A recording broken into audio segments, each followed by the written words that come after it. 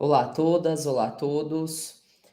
Na aula de hoje, a gente vai conversar um pouquinho sobre o livro Mensagem, do escritor português Fernando Pessoa. Essa é uma obra poética que está sendo cobrada pelo vestibular da FUVEST.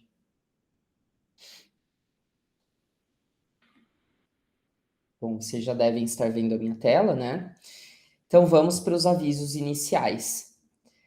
O Mensagem, ele é o único livro publicado em vida pelo próprio Fernando Pessoa, já que as outras obras desse mesmo autor, elas foram organizadas e publicadas posteriormente à sua morte por estudiosos dos escritos pessoanos. Além disso, o Pessoa ele trabalhou durante décadas no Mensagem, o que permite a gente dizer que esse é um livro que deve ser lido com muita cautela, com muito cuidado, ok? Uma vez que ele ocupa uma posição muito especial entre as obras do Pessoa. Bom, aqui está a programação da aula. Eu começo falando a respeito do próprio Fernando Pessoa. A gente vai abordar o contexto histórico ao qual ele pertenceu. Vamos tratar sobre a obra, a mensagem. Em um segundo vídeo, eu vou fazer análise de 7 poemas que estão contidos no Mensagem. O Fernando Pessoa, ele nasceu em 1888, em Lisboa, Portugal. Ele teve uma infância bastante conturbada, ele perdeu o pai muito cedo, ele também perdeu o irmão mais novo. E o poeta, ele vai se mudar junto com a sua mãe e com seu padrasto para a África do Sul, onde ele vai receber uma formação em língua inglesa. E é daí que a gente entende, por exemplo, o fato de que William Shakespeare teve uma grande influência na obra do Pessoa. Posteriormente, o escritor português vai retornar para o seu país de origem, onde ele vai se inserir no chamado modernismo português. Uma característica bastante interessante da obra do Pessoa é justamente a divisão entre poesia ortônima e poesia heterônima. Ortônimo é quando Pessoa assina como Fernando Pessoa, ou seja, quando ele assina com o próprio nome. Já os heterônimos são personalidades poéticas, com história de vida própria, com estilo de escrita próprio. Inclusive, o escritor ele fez um mapa astral para cada um dos seus heterônimos, sendo que são 3 os principais, como a gente vai conversar no slide seguinte. Vale lembrar ainda que heterônimo é diferente de pseudônimo. Pseudônimo é quando um autor omite o próprio nome por questões políticas ou estéticas. No entanto, quando a gente pensa em heterônimo, em pseudônimo, desculpa, a gente consegue reconhecer o estilo daquele autor, por mais que não tenha o seu nome naquele texto. Já os heterônimos, cada um deles vai ter um estilo que é muito particular, um estilo que é seu. Vale lembrar também que o autor de Mensagem é o Fernando Pessoa ele mesmo, ou seja, o ortônimo. O Pessoa, humilde que era, e vocês já vão ver que eu estou sendo irônico, ele profetizava a chegada de um supra-Camões, ou seja, de alguém que iria superar o escritor português Luís Vaz de Camões, que era o maior expoente da literatura em língua portuguesa daquela época, né? E obviamente que ele estava se referindo a ele mesmo. Então, de humilde ele realmente não tinha nada, né, gente? E para fechar esse slide, o Fernando Pessoa vai falecer em 1935 em decorrência de uma cirrose hepática. Ele havia ingerido muito álcool durante a sua vida. Bom, aqui uma imagem para a gente se lembrar dos heterônimos. Mais à esquerda a gente tem Alberto Caeiro, ele é o mestre dos demais heterônimos, possui um modo de vida ligado à natureza, e um traço da poética do Caeiro é o sensacionismo, que é a crença de que a gente só obtém conhecimento por meio dos 5 sentidos, que são visão, audição, tato, olfato e paladar. Esse é Alberto Caeiro. Aqui a gente tem o Ricardo Reis, ele é médico de formação e neoclássico. E é daí que a gente entende as várias referências à mitologia clássica, à mitologia greco-romana, no interior dos seus poemas. Mais à direita, a gente tem o Álvaro de Campos, ele é engenheiro naval, muito apegado às ideias futuristas. Inclusive, vai ter uma fase da literatura do Campos que vai ser marcada por um certo niilismo, ou seja, por uma desesperança em relação à vida. Aqui no centro, a gente tem o Fernando Pessoa, ele mesmo, ortônimo, que não deixa de ter o mesmo caráter fingido que os demais heterônimos. Além disso, a obra do heterônimo ela é marcada por um nacionalismo, ou seja, pela valorização da pátria, que no caso aqui é Portugal. E falando nesse país, a época do Fernando Pessoa, Portugal já estava imerso em uma crise. Então, se a gente nos voltar para a época das grandes navegações, séculos XV e XVI, Portugal era uma verdadeira superpotência, comparável aos Estados Unidos de hoje em dia. Então, Portugal era um país, né, que tinha um poder, assim, enorme, né? Isso vai mudar um pouco em 1578, século XVI, portanto, quando o rei da época, que era o Dom Sebastião, ele vai para Marrocos para lutar contra os mouros, na chamada Batalha de Alcácer Quibir. Acontece que esse rei, o Dom Sebastião, ele desaparece lá no areal de Marrocos, né, durante essa batalha. E depois disso, Portugal nunca mais foi o mesmo, porque Dom Sebastião, ele não tinha filhos, ele não tinha herdeiros. Logo, Portugal é anexado à Espanha, e a partir daí, esse país nunca mais vai se recuperar da crise na qual ele se inseriu.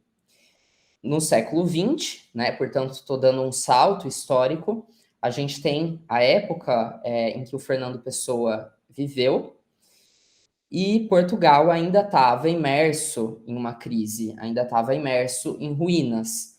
E eu vou apontar alguns fatos históricos para vocês que exemplificam isso.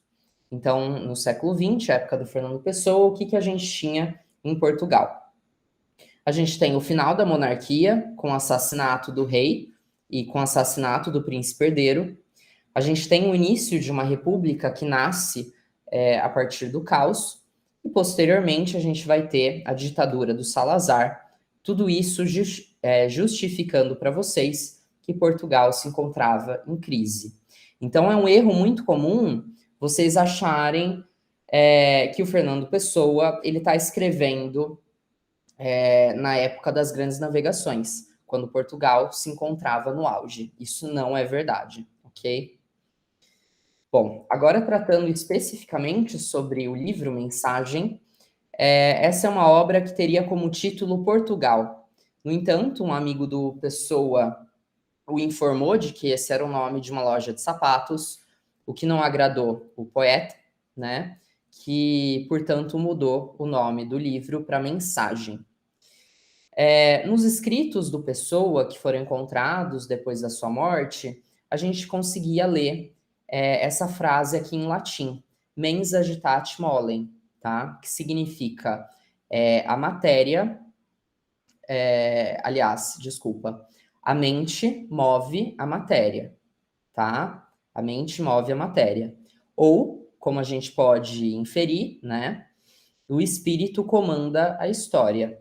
Vocês vão entender melhor o significado disso no próximo slide. Mas percebam que se eu cortar essa parte aqui, dessa frase em latim, vira mensagem, tá certo? Então, o livro, ele se chama Mensagem por conta disso, tá bom?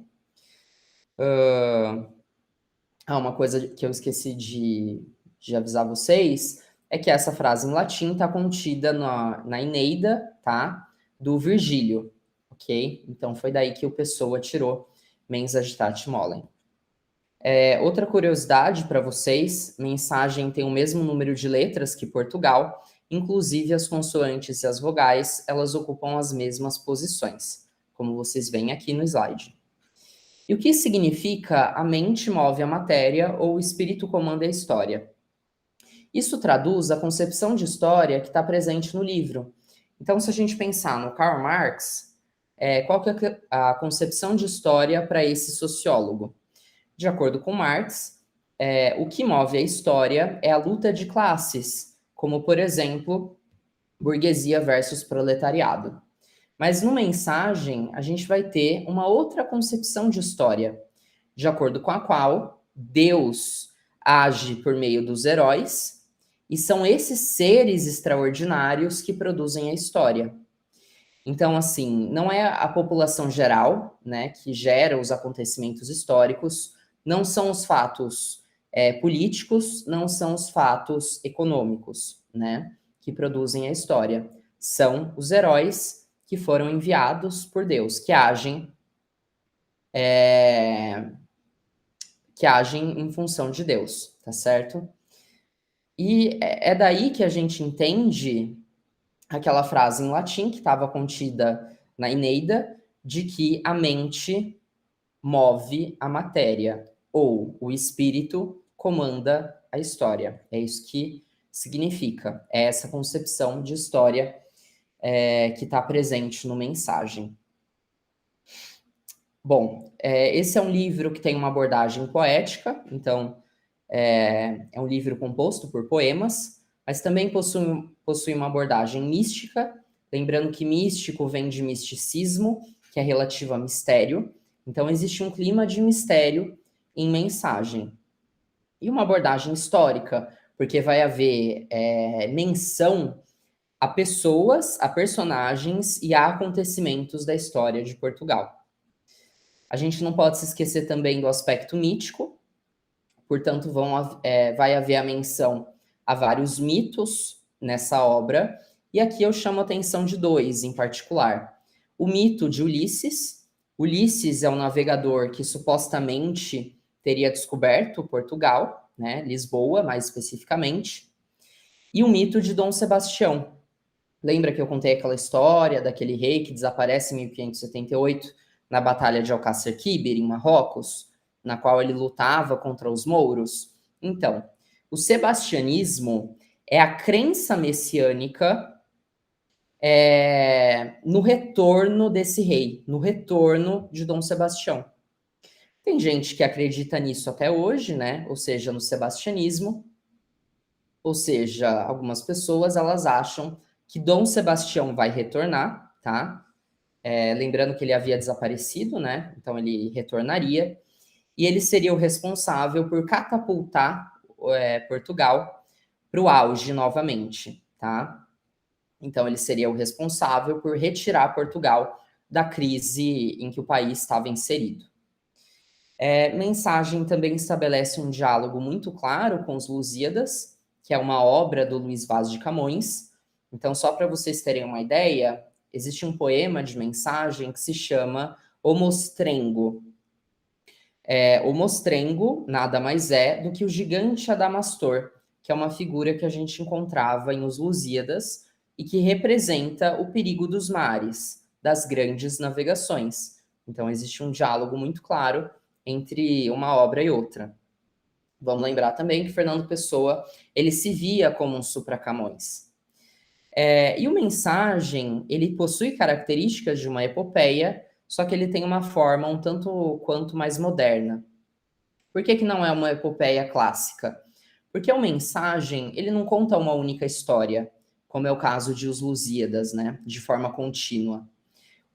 O Fernando Pessoa, ele seleciona alguns acontecimentos da história de Portugal e vai pulando de um para outro.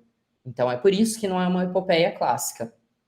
Além do mais, os Lusíadas foi escrito em versos decassílabos, 10 sílabas poéticas, e Mensagem possui sim versos decassílabos, mas também apresenta uma maior variedade de versos, do ponto de vista da metrificação da escansão. O livro propõe uma forma de tirar Portugal do limbo histórico em que o país se encontrava, e já mencionei para vocês os motivos por trás de tudo isso. Tem gente que acha que essa é uma obra saudosista, Lembrando que saudosismo vem de saudade, mas eu digo que não é uma obra saudosista. Porque o Pessoa, ele não está tão interessado em fazer com que Portugal retornasse para o passado das grandes navegações. O Pessoa, ele está mais preocupado em levar Portugal para um futuro de prosperidade. Então, ele olha muito mais para o futuro do que para o passado. E é por isso que não é uma obra saudosista. Mensagem é polifônico, poli muitas, fonia vozes. Então, muitas são as vozes que se manifestam no interior de mensagem. Em alguns poemas são os reis que falam. Vai ter um poema em que o eu lírico se confunde com o próprio Fernando Pessoa. E no poema O Mostrengo, que eu já havia comentado com vocês, a gente tem a voz do monstrengo que representa o perigo dos mares, assim como o gigante Damastor. Essa é uma obra sincrética, sincrético no sentido de mistura de religiões, porque em um mesmo poema, por exemplo, a gente tem tanto elementos da mitologia cristã quanto elementos da mitologia greco-romana, da mitologia clássica. E a gente ainda vai ter, nessa mistura toda, elementos do ciclo da Távola Redonda. Então vai haver menção ao rei Arthur, em vários poemas, vai haver menção a Excalibur, ok? Tudo isso fazendo de mensagem uma obra sincrética. Esse talvez seja o slide mais importante da minha aula. Nele eu comento sobre a divisão do livro em basicamente 3 partes. São 44 poemas, portanto, que se dividem nas seções Brasão, Mar Português e O Encoberto. É comum que os vestibulares, eles deem um poema do mensagem para vocês e perguntem a qual parte ele pertence. Como cada parte versa sobre determinados assuntos, acaba sendo fácil vocês fazerem essa associação. Só uma curiosidade para vocês, o Fernando Pessoa gostava muito do número 3. Então, por exemplo, são 3 os heterônimos principais. Em O Marinheiro, são 3 veladoras que estão em cena naquela peça de teatro. Aqui a gente tem 3 divisões principais, sendo que a última, O Encoberto, ela se subdivide em mais 3 subseções, ok? Então percebam a repetição do número 3. Bom, e sobre o que cada uma dessas partes fala? Qual que é a temática dos seus poemas? Brasão vai abordar personagens míticas e históricas da origem, fundação e constituição de Portugal, como, por exemplo, Ulisses, como, por exemplo, vários reis da nação portuguesa. Mar Português vai abordar as grandes navegações, a expansão marítima portuguesa. Então, enquanto em Brasão a gente tinha a Constituição de Portugal em terra, em Mar Português a gente vai ver a constituição desse país no mar, no oceano, certo? Uma vez que Mar Português fala sobre as grandes navegações. Aqui também vai haver menção a vários navegadores da época e aos seus feitos. E por fim, a gente tem a seção Encoberto, que vai tratar dos mitos do sebastianismo, já expliquei para vocês. É uma crença messiânica no retorno do Dom Sebastião, que havia desaparecido na Batalha de Alcácer Quibir, em Marrocos, 1578. Mas também vai haver menção ao mito do Quinto Império. Bom, quinto pressupõe a existência do primeiro, segundo, terceiro e quarto impérios. E para o Pessoa, quais foram os grandes impérios da humanidade? Então, o primeiro império foi Grécia, o segundo foi Roma, o terceiro foi a Europa do Renascimento, o quarto foi o século XVIII, o século das luzes, iluminismo, e o quinto império, ele seria liderado pelo Messias, né, que retornaria.